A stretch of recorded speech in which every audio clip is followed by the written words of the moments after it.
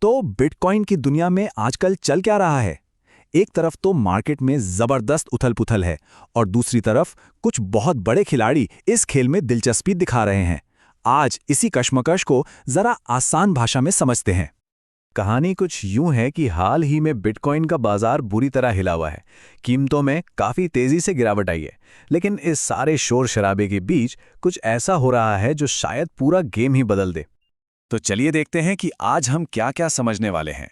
पहले बात करेंगे बिटकॉइन की गिरावट की, फिर देखेंगे कि ये बड़े निवेशक कौन हैं, उनके आने का क्या मतलब हो सकता है, और आखिर में जानेंगे कि ट्रेडर्स किन चीज़ों पर अपनी नज़रें गड़ाए हुए हैं। ठीक है, तो सबसे पहले बात करते हैं उस चीज़ की जहां से ये सारी कहानी शुरू हुई, मतलब बिटकॉइन की हाल की कीमतों में आई भारी गिरावट। देखिए, इस पूरी बहस का जो बैकग्राउंड है वो समझना बहुत ज़रूरी है। पिछले कुछ हफ्तों से मार्केट में ज़बरदस्त उतार चढ़ाव देखने को मिला है और कीमतें काफ़ी नीचे गिरी हैं। यही वो माहौल है जिसमें अब कुछ नया हो रहा है। अब आते हैं असल मुद्दे पर, जो बाजार में एक बड़ा बदलाव ला रहा है। बड़े बड़े संस्थागत निवेशक, जिन्हें हम इंस्टीट्यूशनल इन्वेस्टर्स कहते हैं, अब इस खेल में एंट्री ले रहे हैं। और ये कोई छोटी मोटी बात नहीं है। तो सवाल ये है कि ये नया पैसा आ कहाँ से रहा है? खासतौर पर ब्लैक रॉक के IBIT जैसे जो बड़े एक्सचेंज ट्रेडेड फंड्स यानी ETFs हैं, उनमें अचानक से पैसों की बाढ़ आ गई है। ये साफ इशारा है कि बड़े खिलाड़ी अब मैदान में उतर चुके हैं। तो ये संस्थागत धन आखिर होता क्या है? देखिए, ये हमारे आपके जैसे छोटे मोटे निवेश नहीं हैं।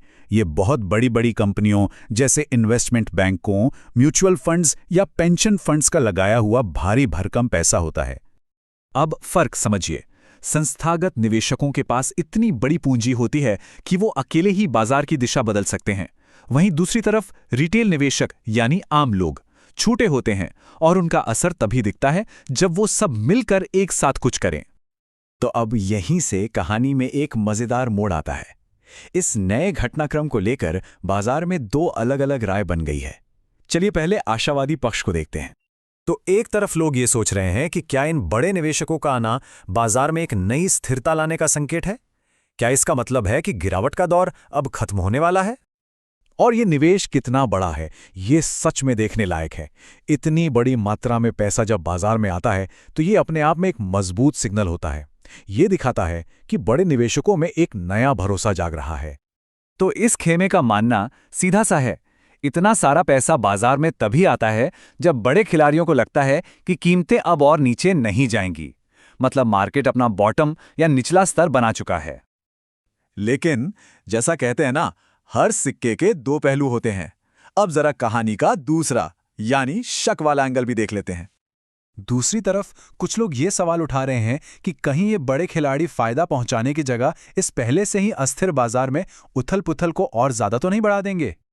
मतलब डर इस बात का है कि जब इतने बड़े पैमाने पर खरीद और बिक्री होगी तो कीमतों में जो उतार चढ़ाव आएगा वो भी बहुत बड़ा होगा। इससे स्थिरता आने के बजाय अस्थिरता और भी बढ़ सकती है। तो कुल मिलाकर मामला यहां अटक गया है। एक ही घटना और दो बिल्कुल अलग अलग मतलब निकाले जा रहे हैं।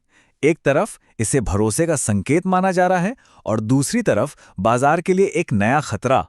और इसी कंफ्यूजन की वजह से बाजार में अनिश्चितता बनी हुई है।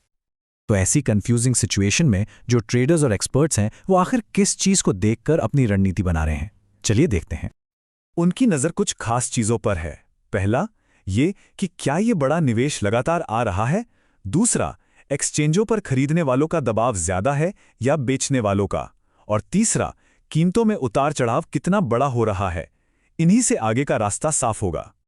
तो आखिर में सवाल यही बचता है, ये जो बड़े बड़े महारथी बाजार में उतरे हैं, ये बिटकॉइन की नैया को पार लगाएंगे या फिर इसे और भी बड़ी लहरों में धकेल देंगे?